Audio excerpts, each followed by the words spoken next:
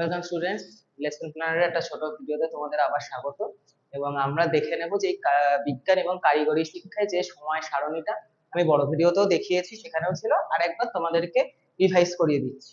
তো দেখো, প্রথমে হচ্ছে Indian association for the cultivation of science, ISCS, যেটা 1876 খ্রিস্টাব্দে মহেন্দ্রলাল সরকার প্রথম হোমিওপ্যাথ ডাক্তার, তার উদ্যোগে তৈরি হয় মৌলিক গবেষণার জন্য, যেটা যেখান থেকে 1930 খ্রিস্টাব্দে সিভি রমন গবেষণা করে নোবেল পুরস্কার প্রাপ্ত হয়।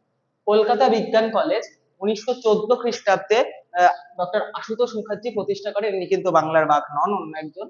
বসু বিজ্ঞান মন্দির 1917 খ্রিস্টাব্দে প্রতিষ্ঠা করেন আচার্য জগদীশ চন্দ্র বসু তার নিজ বাসভবনে। তারপরে হচ্ছে জাতীয় বিজ্ঞান পরিষদ, যেটা প্রতিষ্ঠিত হয় 1906 খ্রিস্টাব্দে, যার প্রথম সম্পাদক বা সভাপতি ছিলেন রাসবিহারী বসু। এবং তারপরে হচ্ছে বেঙ্গল টেকনিক্যাল ইনস্টিটিউট, প্রথম বাংলার তোমাদের কি বলে ইঞ্জিনিয়ারিং কলেজ, যেটা 1906 খ্রিস্টাব্দে প্রতিষ্ঠিত হয়, যার প্রথম অধ্যক্ষ ছিলেন প্রমথনাথ বসু। এইটুকু থাকলো, এবং বাকি বিষয়টা আমি বড় ভিডিওতে দেখিয়েছি।